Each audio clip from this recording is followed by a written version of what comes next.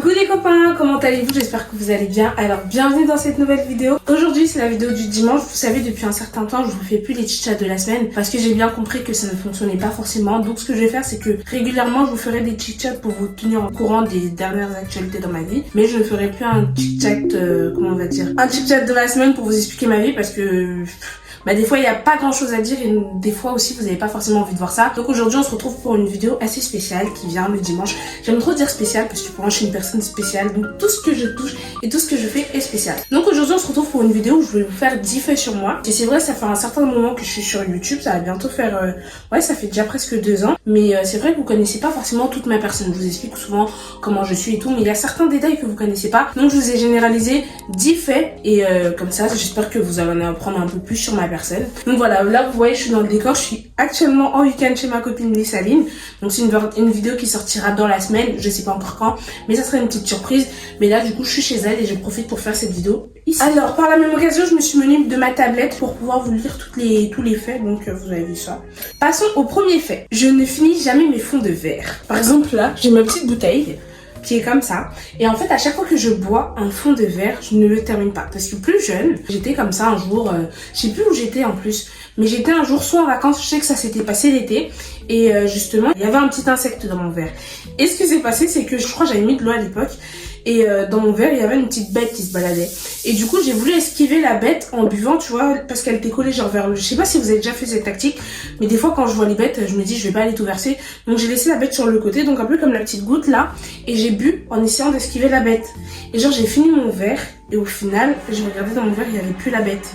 Donc j'ai bu la petite bête, mais je pense que c'était un petit moucheron et tout. Mais depuis ce jour-là, je suis traumatisée et je n'aime pas finir mes fonds de verre. Partout où vous allez me voir, je ne finis quasiment pas mes fonds de verre. Après, je sais pas comment on va réussir à gérer ce problème, mais jusqu'à présent, ça me pose pas de problème, ça pose pas de problème à mon entourage. Donc c'est pas très grave, mais je sais que c'est un petit traumatisme que j'ai eu. Et j'ai pas envie qu'on me brutalise en me disant oui, finis et tout, parce que je pense que ça peut encore faire d'autres séquelles. Mais ouais, j'ai vraiment du mal à finir mes fonds de verre. Deuxième fait sur moi, j'aime trop, mais vraiment trop, regarder Joséphine l'Ange Gardien. Quand je vous explique, genre Joséphine l'Ange Gardien, c'est ma série, mais ma série mondiale. Genre je l'aime trop cette femme. J'aime pas les séries de base, mais Joséphine c'est genre depuis que je suis toute petite. Et vous allez voir avec un autre fait sur ma personnalité, genre je sais pas, j'ai une personnalité qui correspond à cette femme et j'aime trop. Quand je vous dis j'ai presque tout regardé, j'ai tout regardé l'année dernière, dis-nous, je me suis retapé le premier épisode jusqu'au 60e épisode pour vous dire tellement j'aime trop. Et Joséphine l'Ange Gardien, ces épisodes c'est un peu comme des films, genre c'est des 1 heure, 2 heures.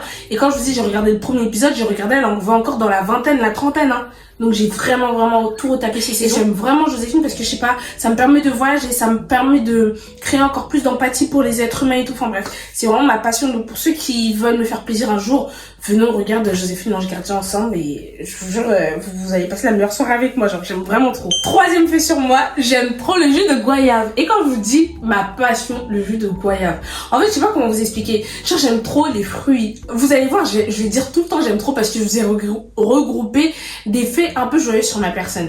Et ce qui fait que les trucs comme ça, genre je sais pas, j'aime trop, genre le jus de goyave. Et quand je vous dis j'aime trop le jus de goyave, c'est que j'aime vraiment trop. Ma petite lumière s'est éteinte, on va changer de spot. Tac.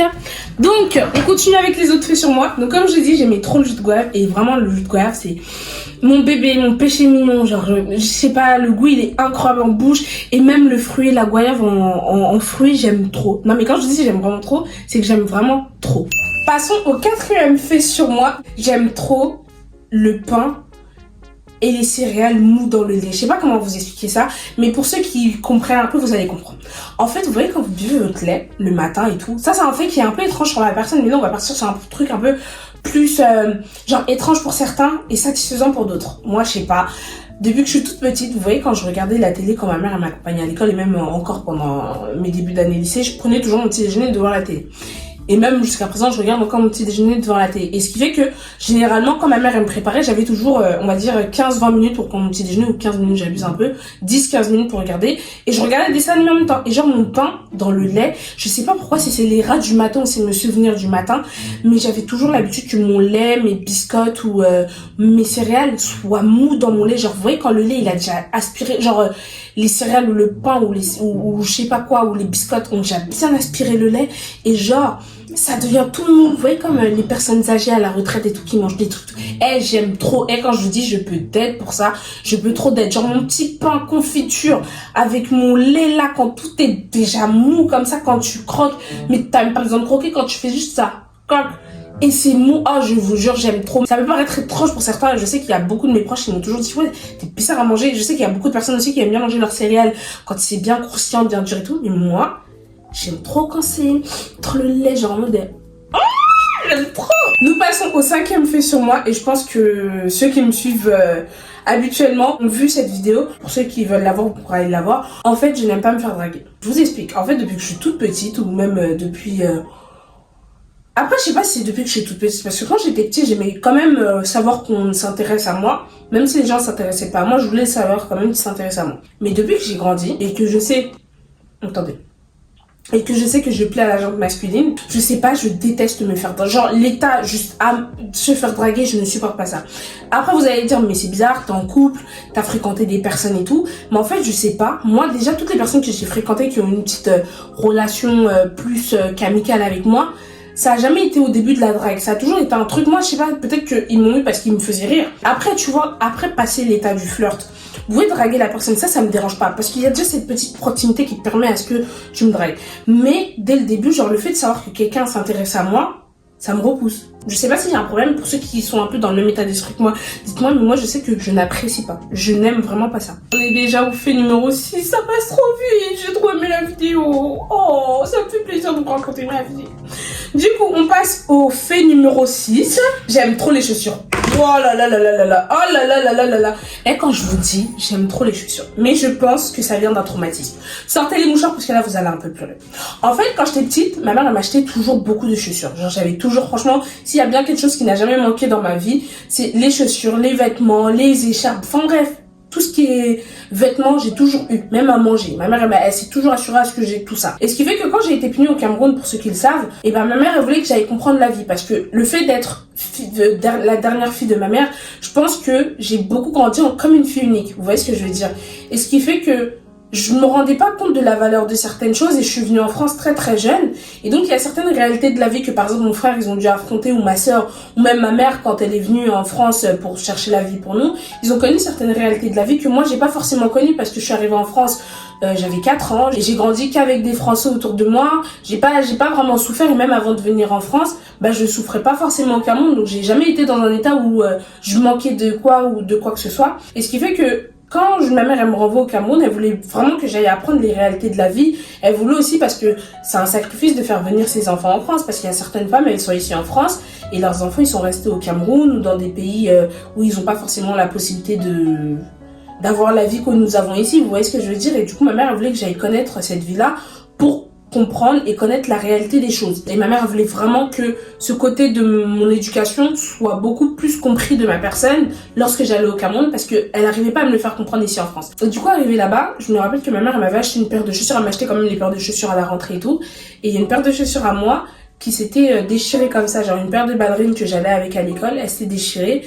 Et je sais que j'avais pas beaucoup de chaussures, genre c'était pas comme ici en France, le lundi j'ai mis une chaussure, le mardi non, là c'était vraiment, j'avais une chaussure peut-être pour la semaine, si j'avais trop de chaussures j'en avais 4 en tout, et ce qui fait, c'est déjà beaucoup, hein. Je dis pas que c'est rien, je dis c'est déjà beaucoup, mais c'est vrai que j'avais plus le confort que j'avais ici en France. Et du coup quand je suis arrivée ici, je sais pas comment mon état d'esprit a fait, peut-être que c'est parce que j'avais le manque, j'ai commencé à faire en sorte que je n'ai plus de manque de quoi que ce soit.